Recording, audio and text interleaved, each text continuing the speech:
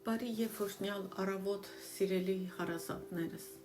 Հիսուս Քրիստոսի արյան պաշտպանությունն եմ կանչում յուրաքանչյուրիս վրա։ Հիսուս Քրիստոսի ողորմությունն ու գթությունն եմ կանչում բոլորիս վրա։ Սուրբ Հոգուն եմ կանչում, ապաշխարության շնորհ եմ խնդրում ամեն մեկի համար։ Սուրբ Հոգի, աղոթում ու խնդրում եմ, բացիր մեր միտքը, երբ ընթերցում ենք ու լսում ենք Սուրբ Գիրքը։ Տեր, դու բացեցիր քո աշակերտների ու առաքյալների միտքը եւ նրանք հասկացան Սուրբ Գիրքը։ Մենք աղոթում ենք, որ բացես նաեւ մեր միտքը։ Հայր, օգնիր մեր լսել, թե ինչ ես դու ասում մեզ Հռոմեացիների նամակի միջոցով։ Տեր, օգնիր մեզ, մեր սրտերը նվիրել հնազանդության, եւ մենք փոխակերպվենք այն ճշմարտությամբ, որ լսում ենք քեզանից ու Սուրբ Գրքից։ Տեր, օգնիր մեզ լինել քեզ նվիրված մարդիկ, ժողովուրդ, եւ պատրաստիր մեզ քո գալստյան համար։ Հիսուսի անունով աղոթեցինք։ Ամեն։ Վերադառնում ենք Հռոմեացիների նամակի մեկնաբանությանը ըստ իմ հովիվ Էբո Էսելի քարոզի, որը ես թարգմանում եմ։ 3 ու 3 չառաջ օրը մենք խոսեցինք այն մասին, որ Հռոմեացիների նամակի բացման խոսքում Պողոսը ինքն իրեն նախ եւ առաջ ներկայացրեց որպես Քրիստոսի ծառա, Քրիստոսի ստրուկ, ու մենք քննեցինք, ուսումնասիրեցինք այդ բառի նշանակությունը, ծառա, ստրուկ բառի նշանակությունը։ Եվ հասկացանք նաև, թե ինչպես է այն վերաբերում մեզ այսօր, մեր կյանքին, որպես Քրիստոսի հետևորդների, եթե դու քեզ համարում ես քրիստոնյա։ Ավելի քան 2000 տարի առաջ Հիսուս Քրիստոսը իր խոսքի միջոցով ու իր խոսքը քարոզող այս հավատարիմ մարդկանց միջոցով կոչ է անում մարդկանց ամենուրեք եւ այսօր էլ քեզ ու ինձ հետևել իրեն։ Ուրեմն, եթե մենք Քրիստոսի հետևորդ ենք, քրիստոնյա ենք, հասկացանք նաև, որ մենք Քրիստոսի ծառան ենք, քանի որ նրա արյունով ենք գնված։ Հիմա տեսնում ենք, որ նախկին դասերը լսեք, որպեսզի դա հասկանաք, դա շատ կարևոր է, որպես քրիստոնյա ապրելակերպի համար։ Հիմա տեսնում ենք, որ Պողոսը շարունակում է իր խոսքը եւ իրեն ներկայացնում է նախ որպես Քրիստոսի ծառա եւ հետո որպես Քրիստոսի առաքյալ։ Եկեք կարդանք այդ հատվածը, որը Հռոմեացիներ նամակի առաջին գլխի առաջին խոսքն է։ Պողոսը Հիսուս Քրիստոսի ծառա, կոչված առաքյալ լինելու, ընտրված քարոզելու Աստծո ավետարանը։ Պողոսը երբևէ չէր եղել Հռոմում եւ Հռոմի եկեղեցում, Հռոմի քրիստոնյաների միջև։ Ու դրա համար այսպես մանրակրկիտ կերպով ներկայացնում է բացման խոսքում նամակի, թե ով է ինքը։ Պողոսը ինքը չէր հիմնել Հռոմի եկեղեցին, ինչպես նա հիմնել էր Կորինթի, Եփեսոսի եւ մնացած եկեղեցիները։ Հռոմի քրիստոնեական եկեղեցին ինքը չէր հիմնադրել։ Այսինքն դա նշանակում է, որ այդ մարդիկ դարձի չէին եկել Պողոսի միջոցով։ Պողոսը չէր նրանց քարոզել ավետարանը։ Ուստի Հռոմի հավատացյալների մեծամասնությունը Պողոսին անձամբ չէին ճանաչում։ Կարծում ենք, որ բոլորն էլ լսել էին Պողոսի համբավի մասին, բայց անձամբ չէին հանդիպել նրան։ Պողոսը Հիսուս Քրիստոսից կոնկրետ հանձնարարություն էր ստացել քարոզելու ավետարանը հեթանոսներին։ Պողոսը ներկայացնում է իրեն նախ եւ առաջ որպես Քրիստոսի ծառա, կապյալ ստրուկ,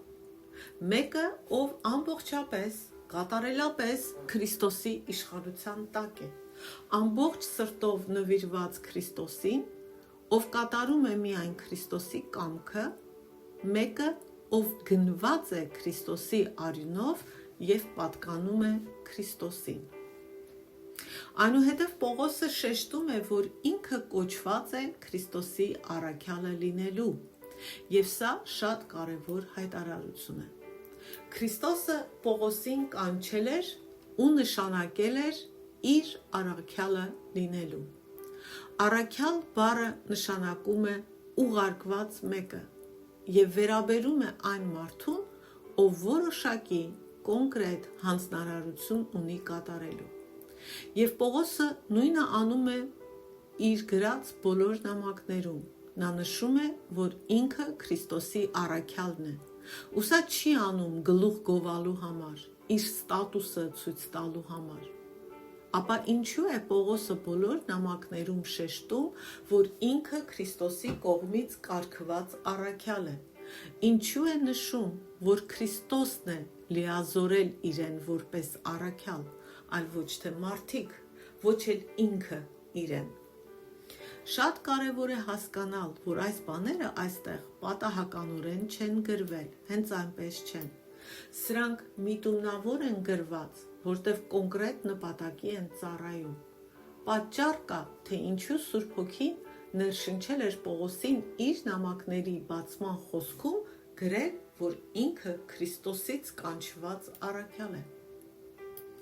Պողոսի Քրիստոսի առաքյալը լինելու փաստը ճիշտ հասկանալը ընդունելը ուղղորդում են,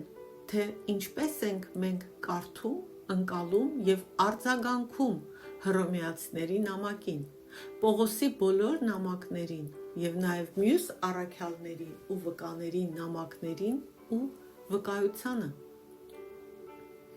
Պողոսը ընդգծում է իր առաքյալ լինելու փաստը, որտեղ ցանկանում էր, որ նրանք Հռոմի քրիստոնյաները ուշադրություն դարձնեին ու լրջությամբ վերաբերվեին իր ասածին, իր գրածին, քանի որ դրանք Աստծու խոսքերն էին, ուղղակիորեն Աստծուց, փոխանցված Պողոսի միջոցով։ Եվ այսօր դրանք մենք ունենք Աստծո շնորհով մեր Աստվածաշնչի մեջ, Սուրբ գրություններում։ Սրանք սովորական խոսքեր չեն, սրանք Աստծու խոսքն են։ Եկեք մի քանի բանում վստահանանք։ Հռոմեացիների նամակը եւ գրված որևէ նամակ Պողոսի, դա Պողոսի կարծիքը չի։ Այն մարդիկ, ովքեր Աստվածաշնչին մոտենում են լիբերալ, այսպես կոչված առաջադիմական տեսլականով, նրանք Աստվածաշնչին մոտենում են սուբյեկտիվ կերպով, իրենց անձնական տեսակետով։ Եվ որոշ քննարկումների ժամանակ նրանք ասում են, թե սա Պողոսի տեսակետն է, ոչ թե Աստծո խոսքը։ Բայց սա Պողոսի տեսակետը չի, սա ներշնչված է Սուրբ Հոգուց, սա Պողոսի անձնական կարծիքը չի, ոչ էլ Պողոսի հասկացողությունը, ոչ էլ Պողոսի անձնական մեկնաբանությունը։ Սա Աստծուց ներշնչված խոսք էր, Աստծո խոսքը, որն Աստված ուղարկում էր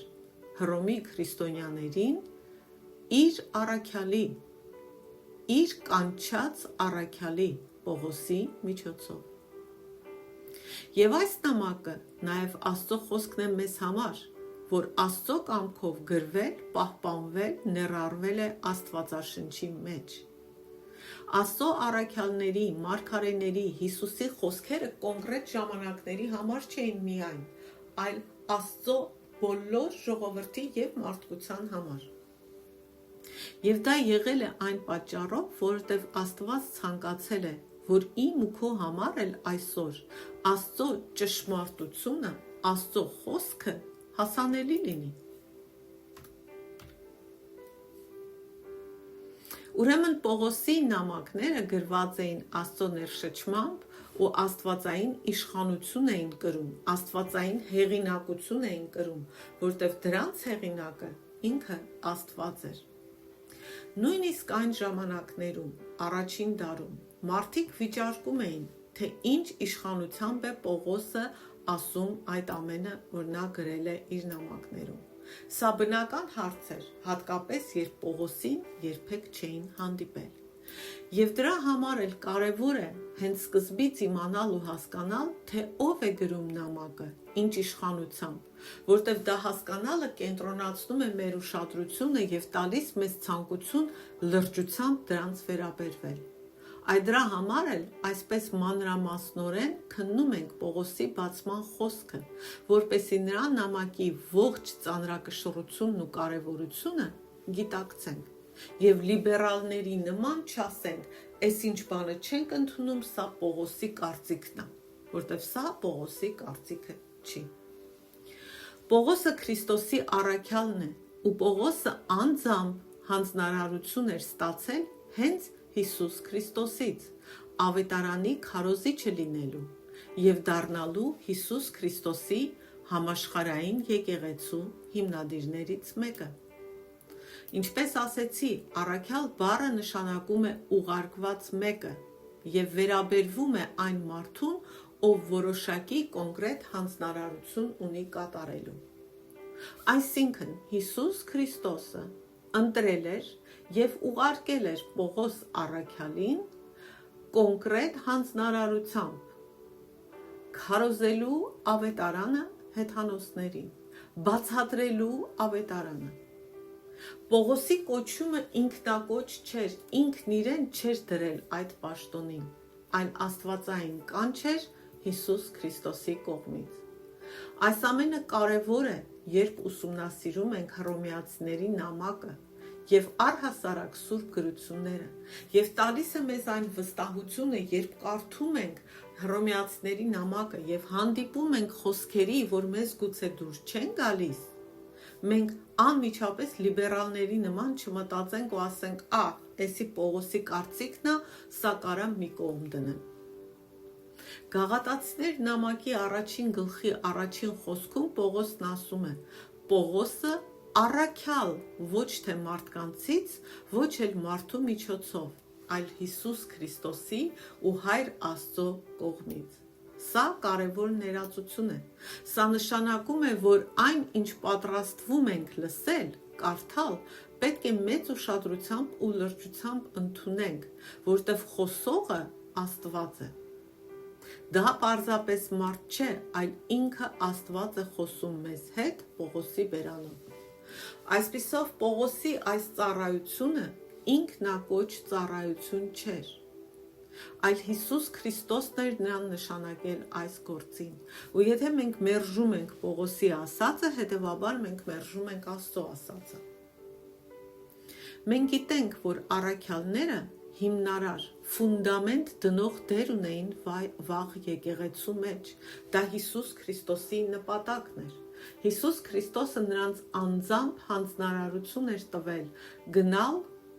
սկսած Երուսաղեմից, հետո Հրեաստանից, հետո Սամարիայից դեպի աշխարհով մեկ վկայելու Հիսուսի մասին,